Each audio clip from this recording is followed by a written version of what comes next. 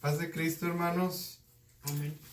Estamos en la clase de consejería, Ministerio de Consejería Laico, viendo la lección número 5 en la página 24, que se titula Consejería y Discipulado. Amén. Nuestra base bíblica es Isaías 61, 1 y 2. Dice: el Espíritu del Señor está sobre mí, por cuanto me ha ungido para anunciar buenas nuevas a los pobres. Me ha enviado a proclamar libertad a los cautivos y dar vista a los ciegos, poner en libertad a los oprimidos, a pregonar el año del favor del Señor. Amén. Si nuestra hermana Verónica nos puede dirigir en una oración.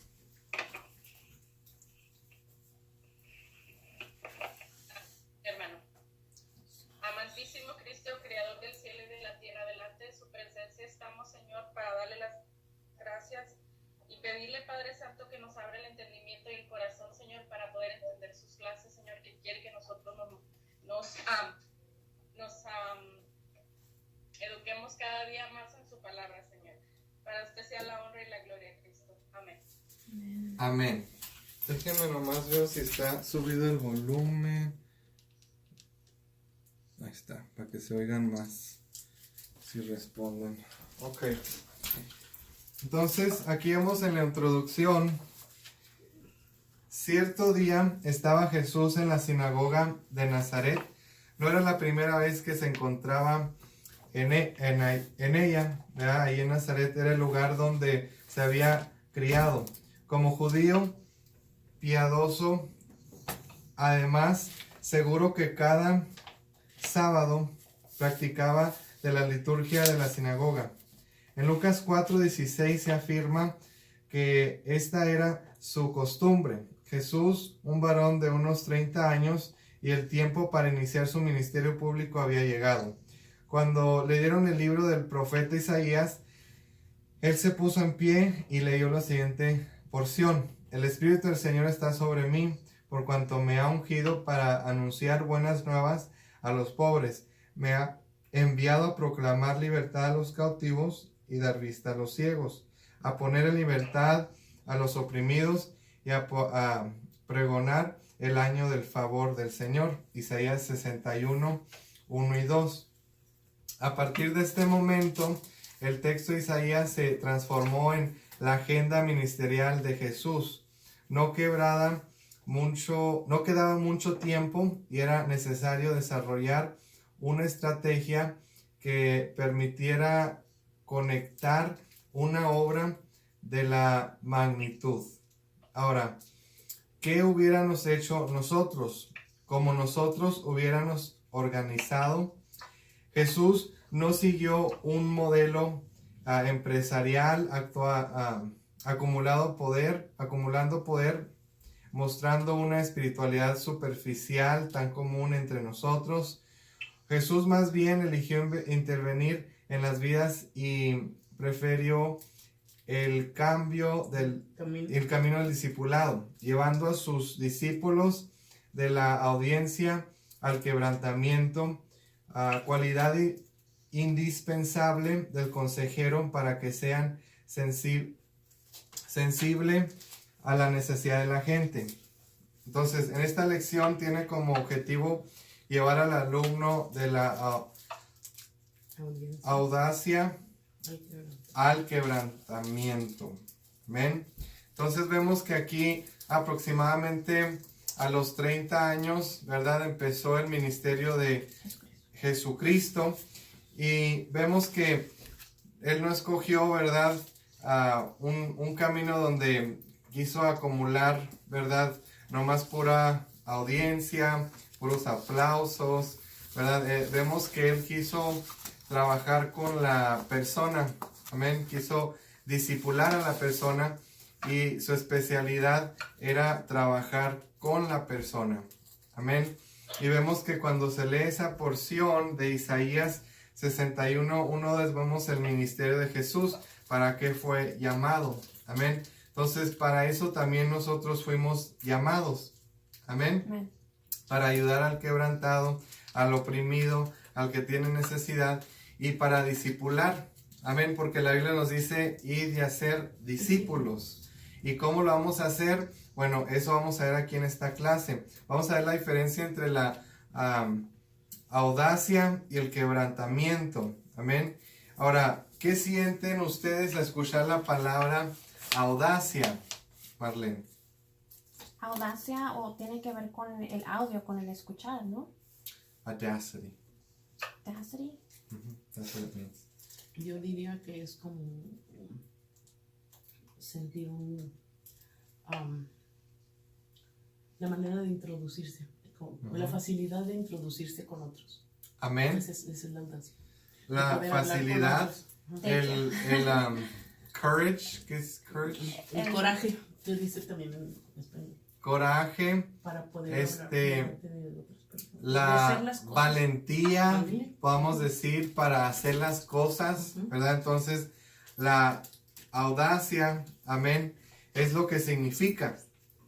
Entonces, vemos aquí también la palabra quebrantamiento. Hermana Versa, ¿qué puede usted decir cuando escucha la palabra quebrantamiento? Pues cuando yo escucho la palabra quebrantamiento, para mí quiere decir rendirte, tomar una iniciativa, o sea, arrepentirte de cosas y tomar una iniciativa, algo mejor. Quebrántate, ríndete, algo nuevo, algo bonito, algo nuevo. Amén. Amén. Y eso es algo que pues nosotros conocemos, amén, como cristianos. Pero si le preguntamos a alguien en la calle qué significa quebrantamiento, Weakness. ¿verdad? Eso puede ser, pues, estar en un total nivel bajo, ¿verdad? En gran necesidad. Amén. Entonces, en el quebrantamiento, nosotros lo vemos diferente. Amén. Conforme a lo que dice la palabra de Dios. Vamos aquí a ver en paso 1, definiciones. Amén. Vamos a ver qué es el discipulado. El discipulado, primer significado es uno que aprende. Bueno, ahí vemos qué es el discípulo. Amén. Uno que aprende, uno que está siendo formado, uno que está aprendiendo, es lo que es un discípulo. Un discipulador, ¿verdad? Primer significado, uno que hace discípulos, formador, y con formador, Enseñarle. alguien que enseña, alguien que instruye a alguien más. Amén. ¿Qué es la diferencia? Uno está aprendiendo y uno está formando. Y otro lo está Amén. enseñando. Vemos también implícitamente, el significado es el discipulador tiene algunas cualidades dignas de aprenderlas, cuales no son fácil de apropiarse, aprender a pensar, responder, sentir y actuar de cierta manera. Toma mucho tiempo, requiere observación y práctica. Y por último, tenemos, para ser un discípulo de Jesús requiere dos características esenciales, que viene siendo el quebranto y la astucia. ¿Ven? Parecen paradójicas, es decir, se contradicen, pero no lo son. ¿Amén? Entonces, si estamos hablando de la consejería y el discipulado, estamos hablando de qué tiene que ver el discipulado dentro de la consejería cristiana. Y como se los mandé a ustedes en el escrito, esto es lo que es. Lo compara con un río, ¿verdad? Entonces vemos aquí un río y vemos un bote. Amén. Creo que no pueden ver también mis dibujos en la pantalla, pero... Y vemos la agua, ¿verdad? Y luego aquí al lado están los árboles. Ok, entonces la primera comparación que da este escritor es que el discipulado dentro de la consejería, bueno, el discipulado, ¿verdad? Y la consejería cristiana, así se compara que uno es el que va en el río, ¿verdad? Va en el bote y va girando. Y a través de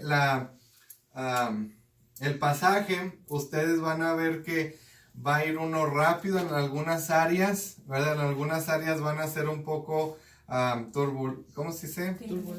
Turbulentas, ¿verdad? Donde va a haber mucha piedra o va a haber muchos obstáculos. Y la consejería es de que el bote en el que usted anda se haga para el lado, ¿verdad? Pare y haga un plan de cómo puede seguir girando en el río. ¿Amén? El río viene siendo el camino del Señor. Obviamente hablamos de va a haber obstáculos, va a haber esto, va a haber el otro. Y el consejero va a estar ahí a la orilla ayudando a esta persona a fluir en el río. Esa es la primera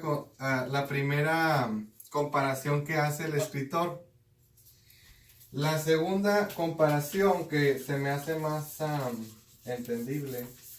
Bueno, no sé si le entendieron en esta comparación. ¿Sí? O sea, la persona va en el río, ¿verdad? Y hay obstáculos, pero cuando se hace al lado, ahí es donde toma parte el consejero para ayudarle a seguir en el río, que viene siendo el camino de Jesús. Amén. La siguiente comparación que hace es la línea de batalla, ¿verdad? Lo compara en la línea de batalla. Vemos aquí están todos los soldados, ¿verdad? Y ¿alguien tiene su micrófono prendido? Por favor, apáguelo. La línea de batalla, donde los soldados, ¿verdad? Están al frente y están en la batalla, están peleando. Entonces, los consejeros tienen como tarea de ser los que están acá en las atiendas,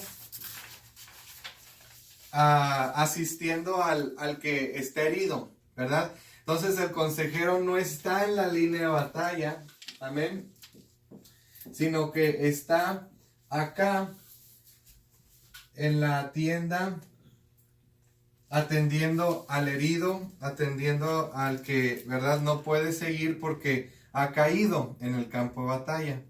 Entonces, eso lo compara el consejero dentro de la iglesia.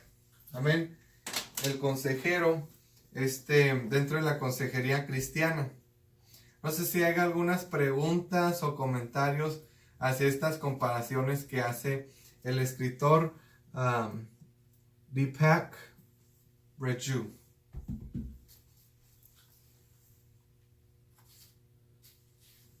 ¿Todo claro? Amén. Amén. Amén. Amén, hermano. Creo que se me hace muy bonito la área donde dice que se paraban a la orilla para poder mirar cuáles eran los problemas que los estaba deteniendo. Esa área me gusta Amén. mucho, esa parte. Amén. Amén.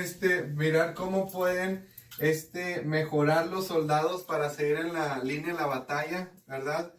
Entonces el consejero va a estar allí tratando de ayudar a ser, por decir, un facilitador, ¿verdad? Un facilitador para que el soldado siga en la batalla.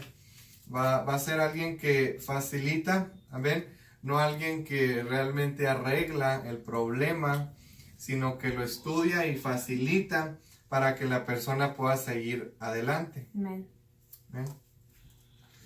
Entonces, vemos aquí las dos cosas, el quebrantamiento y la astucia. Vemos la definición de quebrantamiento es quebrantados en cuanto se ha rendido cualquier pretensión a la propia justicia, se ha reconocido la total dependencia de Dios. La astucia, como definición, tiene acudes no en sus propias fuerzas, ¿verdad? Sino en aquel al cual sirven.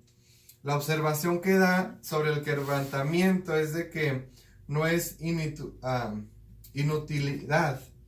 En el mundo quebranto es, ¿verdad?, quebrado, roto, inútil, basura, tíralo, renuncia a la vida, vencido por la vida, ¿verdad? Eso es la observación que nos da.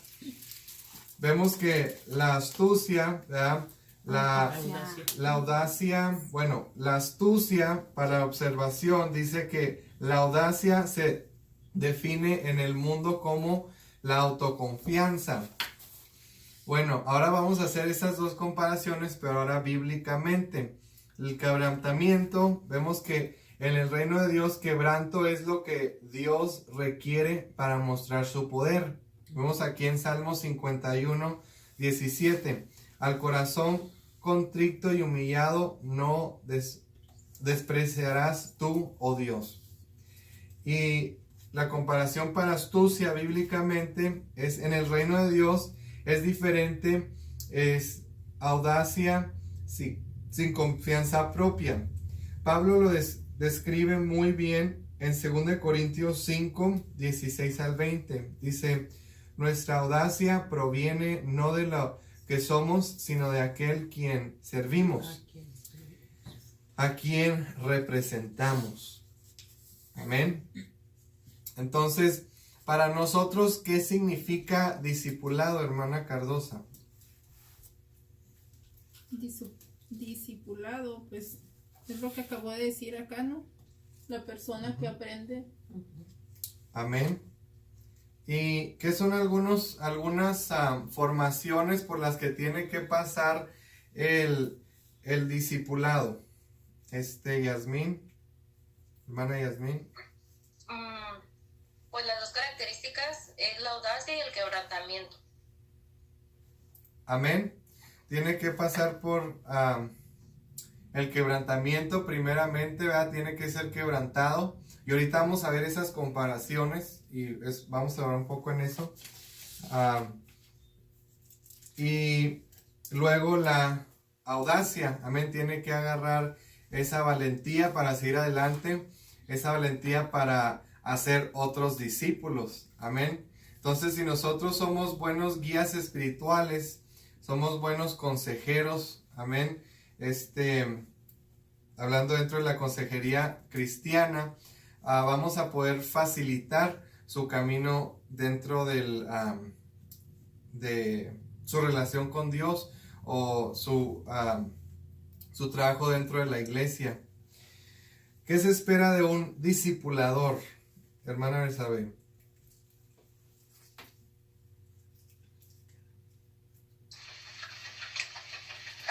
Aparte de las dos palabras que estamos mirando a cabo, pues se espera un corazón dispuesto, sujeción y sobre todo estar listo, preparado para discipular a alguien más, para que nos podamos multiplicar. Amén. Así es. Algo que el escritor decía, que no lo agregué ahí, pero pues si quieren verlo, está la página ahí escrita, donde pueden visitar la página. Pero decía que es recomendable que el pastor, ¿verdad?, haga una congregación discipuladora. Y es algo que pues me vino a la mente y dije, pues es algo bien cierto, ¿verdad? Necesitamos hacer discípulos para que esos discípulos hagan a otros discípulos. ¿Amén?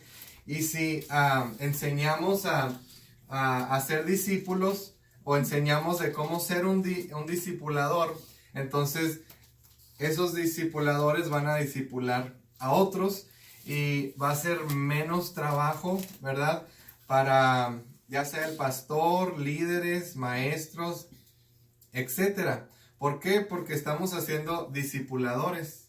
¿Amén? Dentro de la consejería, ¿verdad?, estamos también discipulando, estamos dando un consejo, pero un consejo que le va a ayudar a la persona realmente no depender en el consejero, pero sí no depender en Dios y que tenga una autodependencia.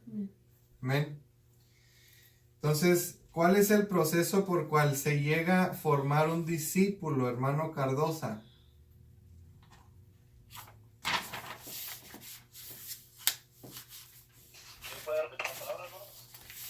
¿Cuál es el proceso por el cual se llega a formar un discípulo? ¿Cuál es el proceso? Amén. Si llega a formar un discípulo,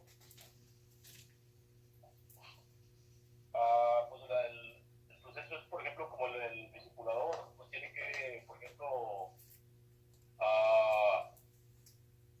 llevándolo a un estudio, ¿no? Irlo preparando a un estudio conforme al estudio que vaya a ir dando al discipulador.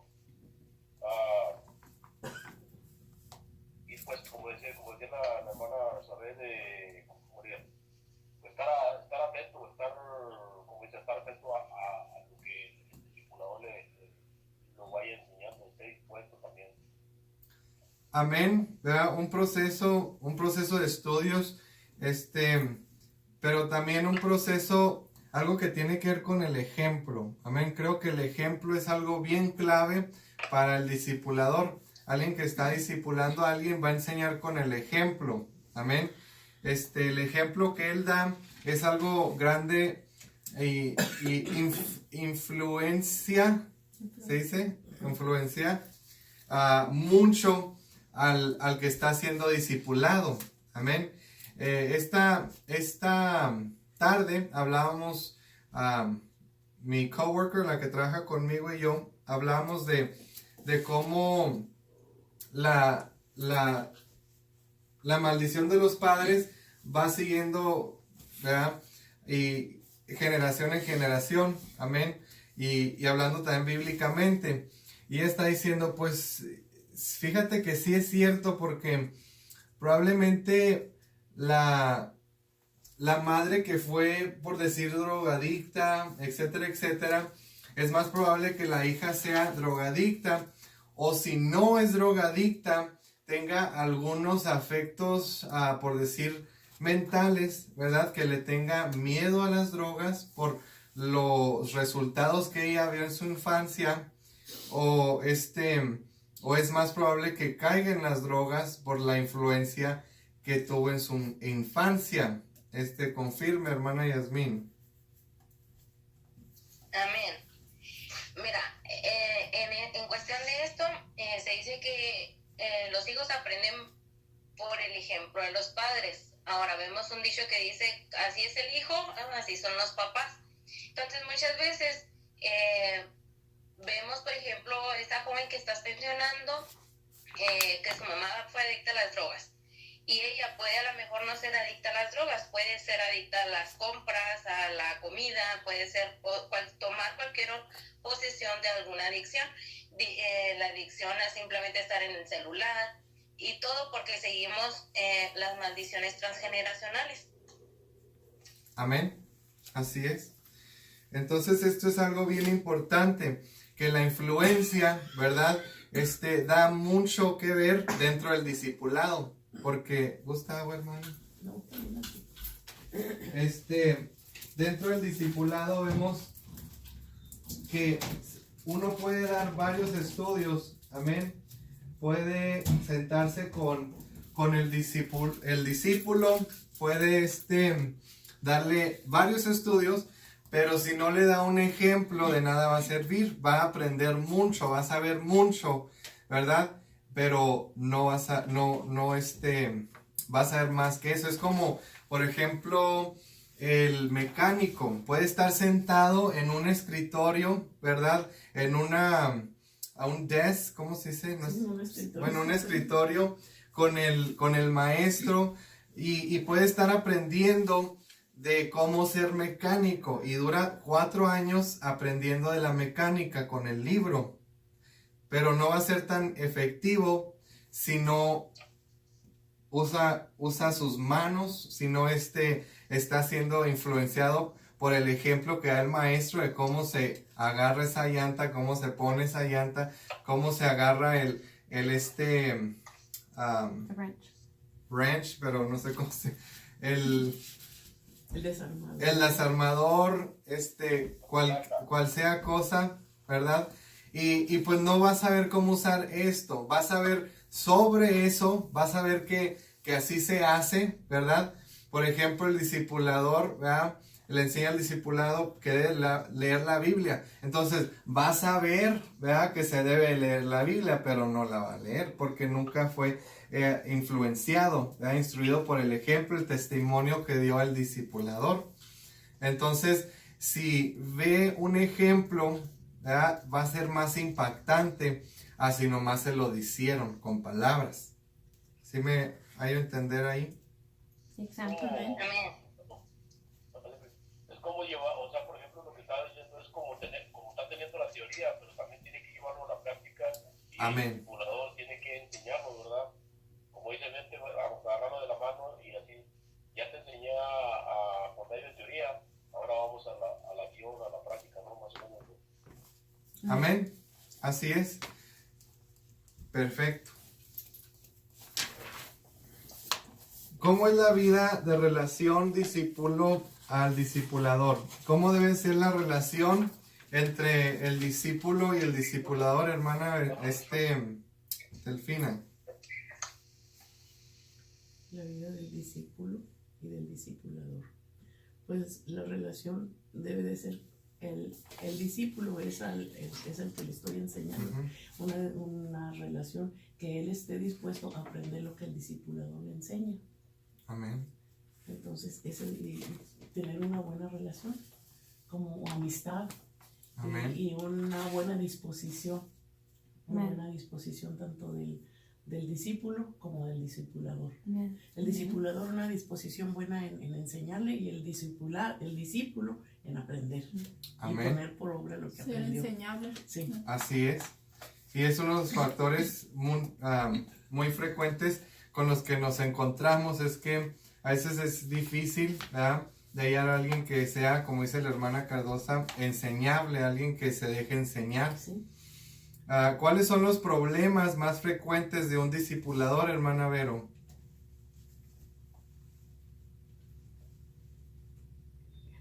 Amén, hermano. El discipulado, los más frecuentes, muchas veces somos tímidos porque no tenemos a veces la capacidad de hablar para enseñar. Y también a veces el tiempo puede ser, las distancias. Amén. Esos son algunos de los obstáculos, ¿verdad? Amén. El tiempo, no tiene tiempo realmente para estar con el discípulo, amén, para estar discipulándolo. Las habilidades. Y pues también probablemente no esté tan capacitado en algunas áreas, pero realmente no se trata de ser, por decir, un teólogo en la Biblia o algo, sino que se trata de tener esa disposición, ese ánimo de querer que el discipulado, el discípulo, aprenda y sea cambiado. Amén. Vemos aquí en el paso 2, vamos a transicionar a ver el quebranto y la audacia. Vamos a ver que el quebrantamiento y la audacia son cualidades que se encuentran en el ser humano en mayor o menor grado. Aunque son necesarias para una vida de éxito, pueden volverse en defectos por sí solas. La audacia tiende a transformarse en la arrogancia y autojustificación, llegando a lastimar a muchos, actuando como personas del mundo y no de Cristo. El quebrantamiento tiende a la inactividad y el aislamiento, no hay empuje. Entonces, como hablábamos antes en las otras clases pasadas, vemos que las dos son buenas, pero mucho de esas dos puede resultar en algo malo o en algo no bueno. No productivo. ¿Por qué? Porque vemos que bueno, no les voy a dibujar, ¿verdad? Pero vemos que el caldo es bueno que tenga sal, pero si tiene mucha sal en exceso, entonces se vuelve malo. Amén.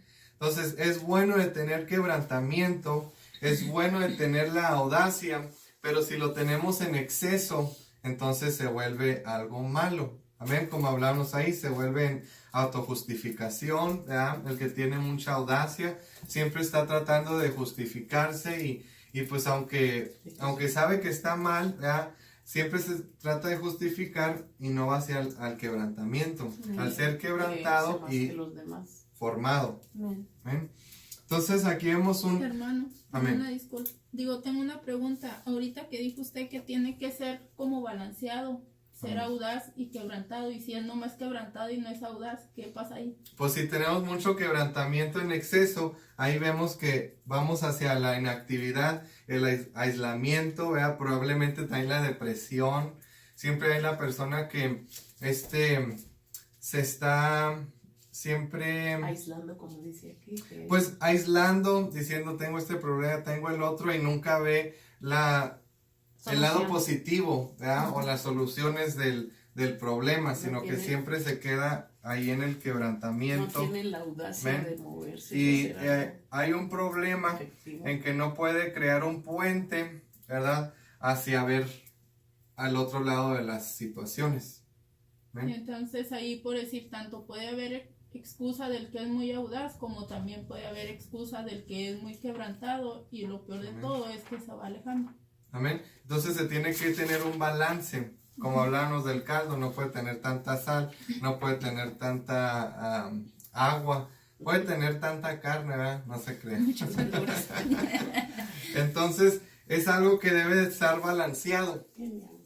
Amén. Vemos aquí una gráfica de la audacia y el quebrantamiento. Vemos que empieza la audacia. Para los que no tienen el libro todavía, déjense los dibujo aquí, que probablemente no lo puedan ver tan bien, no sé realmente, no estoy al otro lado de la cámara, pero es una gráfica así, ¿verdad? Y aquí tiene la Audaz. audaz, y aquí tiene el quebranto. Y en el medio Quebrantado. tiene varias, ¿verdad? Ujú. Líneas. Y entonces va de la audaz hacia el quebranto. Amén. Entonces va colapsando hacia el quebranto. Vemos aquí que empezando en la audaz tiene el coraje, tiene la transparencia, sujeción mutua, intensidad, contentamiento, alerta, compasión, siervo, integridad, sin egoísmo, digno de confianza, flexibilidad, dependencia, humildad y dispuestos a aprender. Entonces vamos del quebrantamiento a la audacia. Amén. Entonces, y viceversa, vemos el quebrantamiento, ¿verdad? Hasta la audaz o la audacia. Cada una de las 15 cualidades en una mezcla de audacia y quebrantamiento que al traducirse en servicio están en perfecto balance. Amén. Como hablábamos, deben de estar balanceadas las dos. No puede haber mucha audacia y ningún quebrantamiento, porque si lo enseñamos a ser muy audaz, entonces no va a querer ser enseñado, ¿verdad? Arrogant. O cuando lo corrijan, no va a poder ser bien se corregido. ¿Por qué? Porque siempre lo enseñaron a ser muy audaz. Amén. Aprender. Arrogante. Amén. O sea, puede ser un resultado de la arrogancia, ¿verdad? Si hay mucha audacia. Algunas cualidades requieren una mayor medida de audacia o quebrantamiento. Somos desafiados a crecer en cada dimensión, transformándonos en discípulos bien desarrollados. Un discipulado bien balanceado, también podemos decirlo, ¿verdad? Bien balanceado, que no tenga así mucha espiritualidad y poca palabra, amén, o mucha palabra y poca espiritualidad, sino que tenemos que tener 50-50 para estar al 100, amén, y es algo que necesitamos que balancear muy bien. Y eso lo hemos notado en muchos discípulos o discipuladores, y es muy probable que el discípulo salga igual que el discipulador. Entonces, ¿cómo realmente queremos que salga el producto? ¿Cómo realmente queremos que ellos sean discipulados?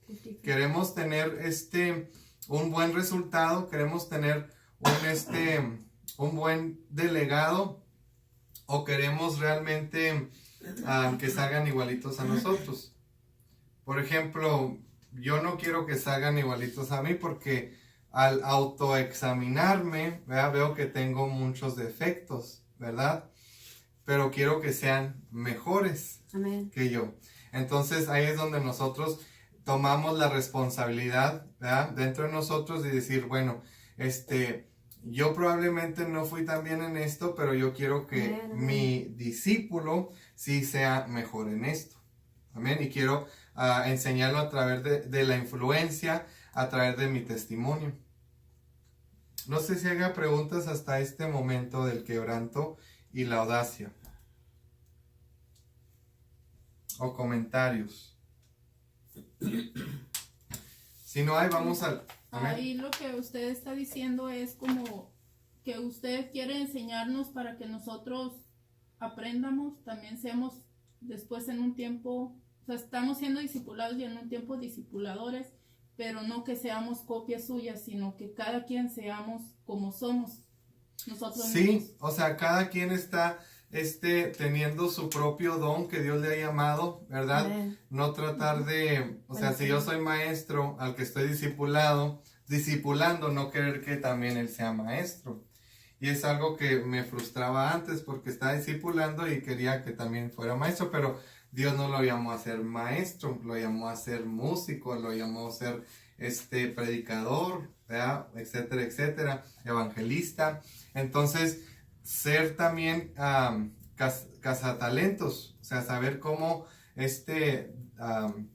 dirigir, así también como consejeros, guías espirituales, saber cómo dirigir. Cuando un estudiante va a la consejería dentro del colegio, el consejero, bueno, el que no, pues, no sé qué clases quieras tomar, ¿verdad?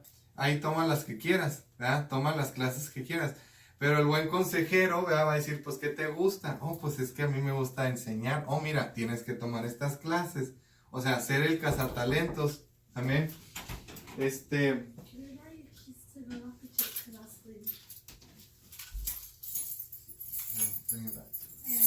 Entonces, cuando somos cazatalentos, vamos a realmente estar examinando el discípulo y decir, mira, pues a él le gusta esto, veo que es muy bueno para esto y lo otro.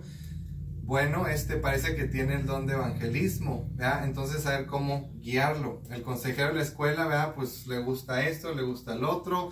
Vamos a ponerte en la clase de psicología. ¿Por qué? Porque supo cómo guiar. Mas nunca dijo, a mí me gusta esto, debes de hacer esto, ¿verdad? Es algo bien, mira, puedes hacer tanto dinero y pues a mí me funcionó y toma estas clases. No, o sea, eso no es ser consejero, eso es ser manipulador. Amén. Amén. ¿Vale? Es una cosa, como estamos hablando de la consejería dentro del discipulado, porque cuando uno es consejero uno está discipulando también.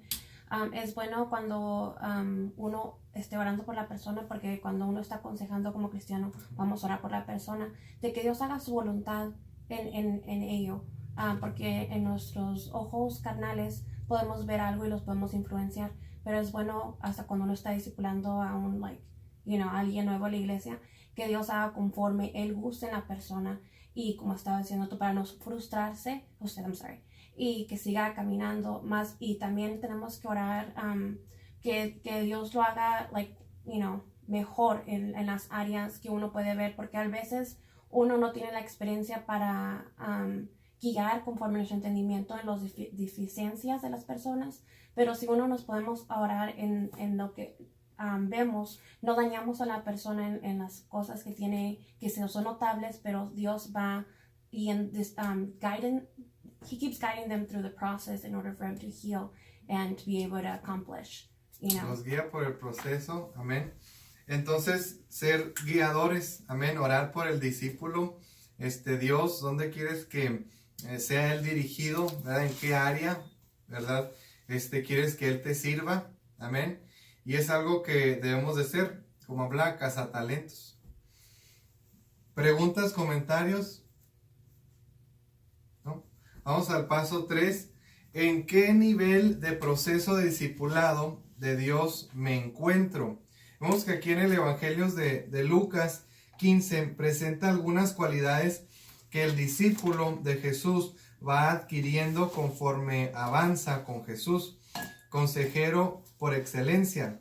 Él es el deseo de Jesús, el discipulador, que sus seguidores se formen con las cualidades y habilidades que le permiten desarrollar en el ministerio para que fueron llamados. La evaluación que cada discípulo haga, ¿verdad?, de sí mismo es fundamental, ya que le permite ver el avance o retraso en el retroceso en el proceso de renovación. Entonces, para los que no tienen libro, aquí en esta gráfica nos da varias cualidades. Amén.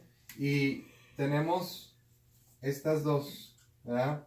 Y en el medio tenemos el nivel de la cualidad. Por ejemplo, vamos a poner una a dispuesto a aprender.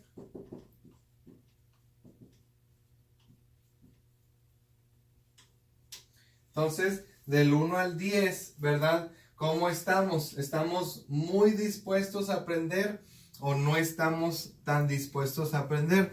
Por ejemplo, el que está dispuesto a aprender, ¿verdad? Presta atención, ¿verdad?, a las ideas y dirección de los otros, ¿verdad? También escucha a los demás.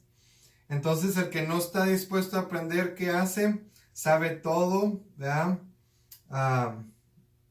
Autoritario. Es autoritario, dominante y arrogante. Amén. Entonces ahí vemos las dos cualidades y cómo se balanzan. O sea, el que está dispuesto y el que no está dispuesto. Vemos la flexibilidad. El que está muy flexible, ¿verdad?, está dispuesto a tomar riesgos y dejar maneras establecidas para nuevas ideas. El que no es tan flexible es correcto, ortodoxo, preciso, meticuloso y rígido. ¿Ven? Vemos aquí también la humildad.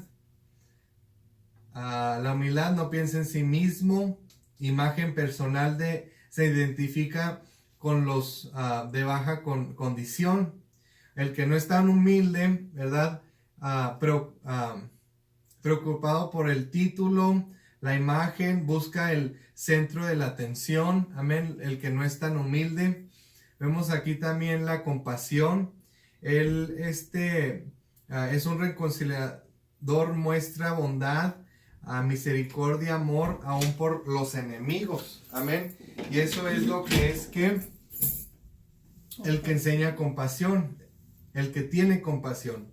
Y aquí vemos cuando no tiene compasión, se venga de la gente que lo ha herido, insultado, busca venganza. Amén. El que no tiene compasión. Vemos la integridad. Consiste en adhiere los mismos valores en todas las situaciones.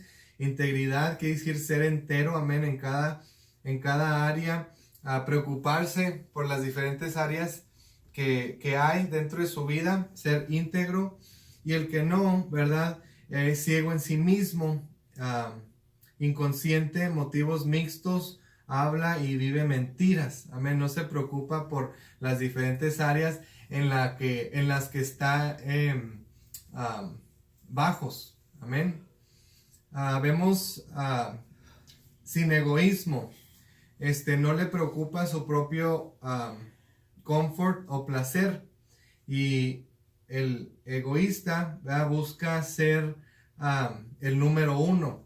Amén. Mas no trata de darle la oportunidad a los demás o no trata de que los demás aprendan. Vemos también la intensidad. Mantiene su compromiso de servir a Dios y sus vecinos primero en todo tiempo. Y el que no tiene intensidad, vemos que se distrae con lo no importante y malgasta el tiempo. Amén. Vemos también el coraje. Ayuda a los que sufren, enfrenta la opinión popular. Y aquí el que no lo tiene va con la corriente, se aparta de estar envuelto, sigue la mayoría. Vemos la dependencia. Pone toda su confianza en Dios, depende de Él para todo. Y el que no tiene dependencia, yo me hice solo, no necesita a Dios ni a los demás. Vemos aquí la transparencia. Revela la verdad aunque le cueste. Y el que no tiene transparencia, vemos que pone una fachada positiva de las cosas, prefiere aparecer mejor de lo que es en realidad. Amén. Vemos aquí el contentamiento. Es libre de lo material, no se embrolla con las posesiones. Y el que no, se desespera por cosas, ropa y también inversiones. También el que no tiene contentamiento. El que es digno de confianza, ejercita decisiones sabias en el uso de los recursos y relaciones. El que no, descuido, corto de vista en cuanto a la relación y recursos. Amén. Sujeción mutua. Vemos que reconoce sus obligaciones, su necesidad de confesar pecados y buscar apoyo. El que no tiene sujeción mutua, no responde a nadie, muy orgulloso y temeroso a revelar secretos. Vemos aquí el que está alerta, mira la oportunidad de servir, mira por oportunidades para ganancias personales, ¿verdad?, satisfacción, alivio. El que no tiene y no está alerta. Y vemos también que el siervo usa el poder y influencia para animar y edificar a otros. El que no es siervo usa el poder e influencia para dominar y controlar a otros. Bien. Aquí vemos las diferentes cualidades y fueron muchísimas cualidades. También cada una tuvo un versículo bíblico en el libro de Lucas. Amén. Y pues no pudimos ver cada uno por en particular porque pues duraríamos mucho en la clase. Pero sí agarramos a entender, ¿verdad?, cuáles deben de ser las cualidades y que tienen que tener un balance. ¿Saben? Como hablaba nuestra hermana Cardosa hace más temprano, que si tiene uno mucho de esto, o tiene poco de eso, ¿verdad?, puede ser muy peligroso o no bueno, ¿verdad? ¿Por qué? Porque debemos de tener un balance. Amén. Dentro de la confianza, dentro del servicio, dentro de todo. Ahora, ¿qué es la diferencia? Vamos a ver aquí.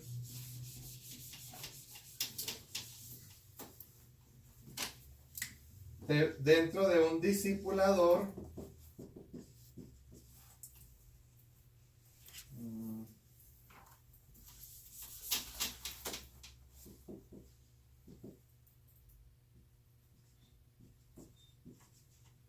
y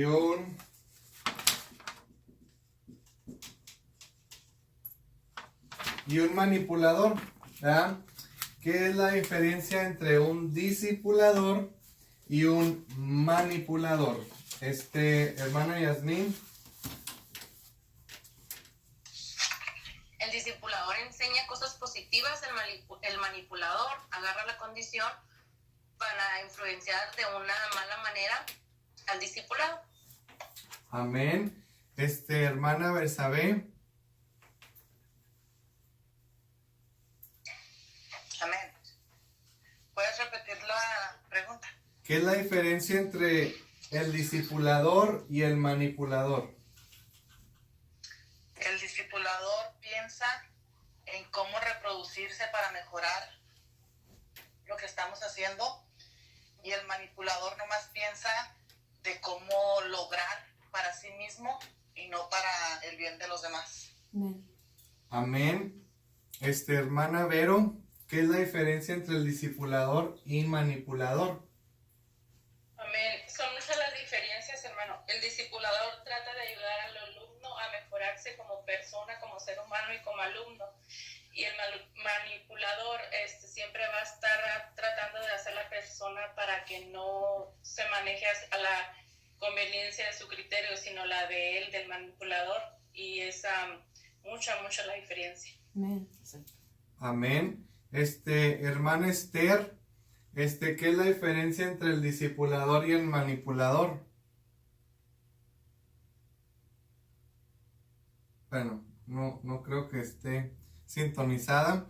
Hermano Martín, ¿qué es la diferencia entre el discipulador y el manipulador?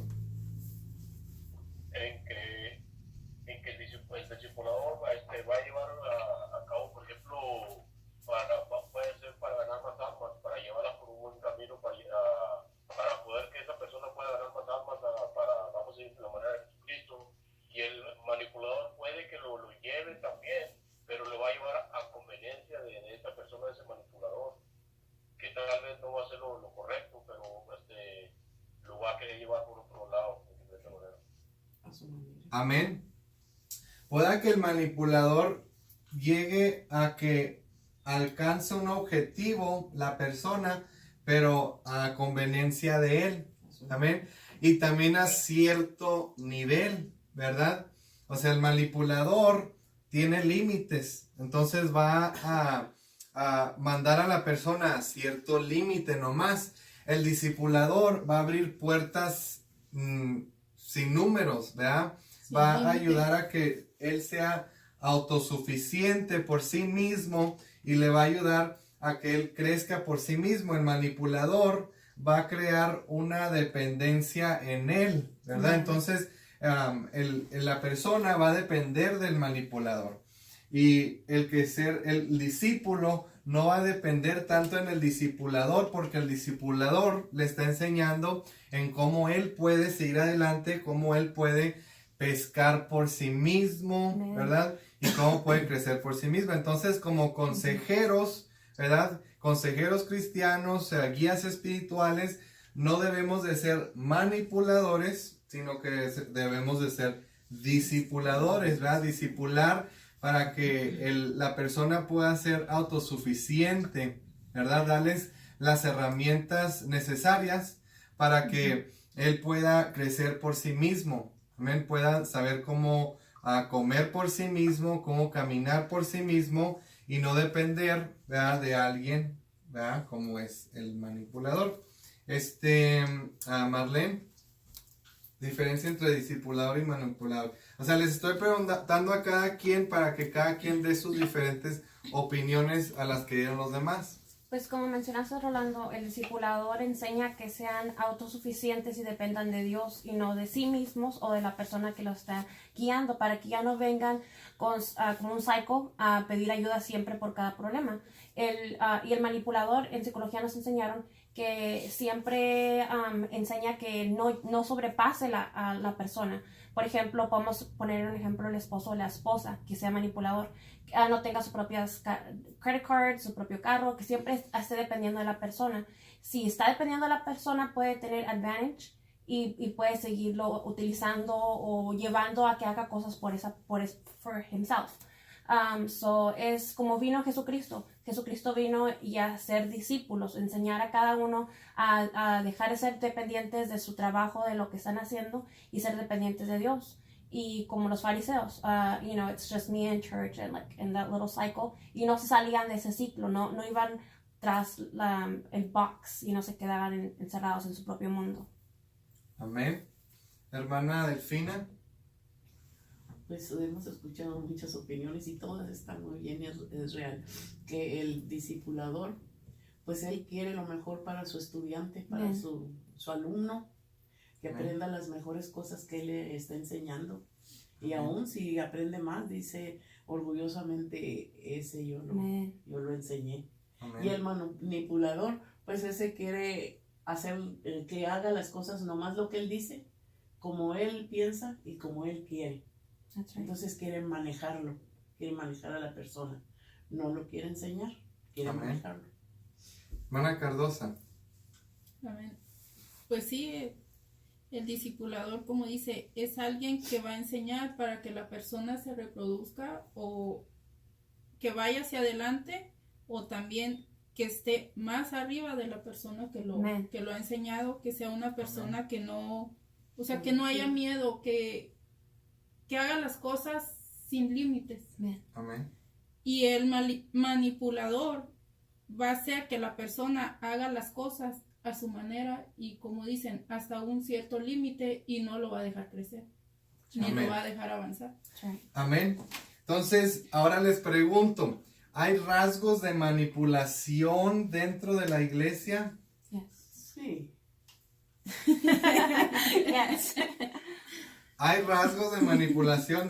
Ahora que ya vimos, vean las diferentes características de un manipulador y un discipulador, ¿hay rasgos, me pregunto, de manipulación dentro de la iglesia? ¿Y cuáles son unos de los ejemplos? Les pregunto a ustedes, virtualmente y aquí. Pues lo que dije, No como todos contesten al mismo tiempo. Jesucristo mismo vino a decirles que ellos sean pescadores de hombres, que ellos dejen Amén. su tierra y parentela, que vayan y hagan lo que tengan que hacer, to spread the word of God. Y los manipuladores, los fariseos, están creciendo muy rápidamente, están siendo libres, ya no están sujetos a nosotros. Es there's something wrong there. So vamos a decir que son thieves, que son liars, que son esto y el otro, para parar lo que ellos están haciendo. Sí, y un ejemplo, o sea, queremos un ejemplo en la vida real. ¿Ya? Well, that's vida real. Sí, pero dentro de la iglesia que está viviendo actualmente. Amén. ¿Alguien puede darme un ejemplo? Amén, hermano. No mencionando sale- nombres. Perdón. No sé qué. Siga, hermana. Disculpe. Mire, está leyendo, dice que en la autoridad espiritual manipulando a la gente, dice que todos trabajen para su visión y al término de la misma única, realizando y procesado sea él mismo, mientras lo que está haciendo él está empobreciendo al pueblo, sin sentido de realización en la vida, sin alcanzar sus objetos. Entonces estamos frente de un liderazgo enfermizo. Amén. Amén. Entonces ya vimos los ejemplos del manipulador, vemos los ejemplos del discipulador. Ahora quiero un ejemplo, ¿verdad? En la vida actual, en la vida real, no necesariamente algo que esté sucediendo, ¿verdad? En nuestra iglesia local, pero algo que puede suceder en una iglesia local, o un ejemplo, ¿verdad? Que han visto dentro de las iglesias de la manipulación. Es lo que quiero de ustedes. ¿Sí me voy a entender? En las noticias salió un pastor que tenía una church que pensaran como ellos mismos y que todos los bienes lo vendieran para el pastor, y he created himself as a God, se hizo casi dar a la semejanza como un Dios. Se vio que tenían su propio village, y él mismo tenía a relationship, una relación con cada mujer de allí.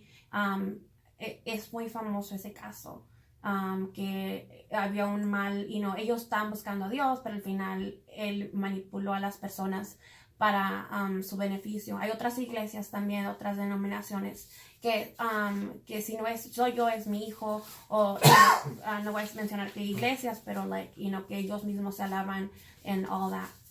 So, Amén. La manipulación también a través de lo familiar, ¿verdad? Dentro de las iglesias lo vemos mucho. Un ejemplo perfecto de que yo como padre soy pastor y el siguiente pastor aquí dentro de esta iglesia tiene que ser mi hijo. Obviamente pues no debe de funcionar de esa manera y no funciona de esa manera en varios casos, pero en algunos casos sí, ¿verdad? Y ahí vemos vemos la manipulación. Amén, mira, tú no eres un buen líder, ¿verdad? Eres un gran maestro, eres esto, tienes potencial para esto, mas nunca menciono que tiene potencial para el pastorear, ¿verdad? Para lo pastoral, ¿verdad? Para esto y lo otro. ¿Por qué? Porque soy manipulador, ¿verdad? No soy realmente un discipulador. Abriendo las puertas, mira, tú puedes ser misionero, tú puedes ser pastor, tú puedes ser maestro, tú puedes ser líder, ¿verdad? Sin embargo, vemos ahí cómo toma en efecto el manipulador. Nunca quiere que lo sobrepasen. Más el discípulo, el discipulador, abre las oportunidades para el discipulado. ¿Eh? ¿Alguien más tiene una observación, un ejemplo? Sí, Rolando. Ahorita, hace ratito, Marlene mencionó un punto de vista muy, muy importante, donde dice que muchas de las veces el discipulador discipula, pero con límites. Los discipula, pero quiere que atiendan a él para todo. Él es el patrón y todo.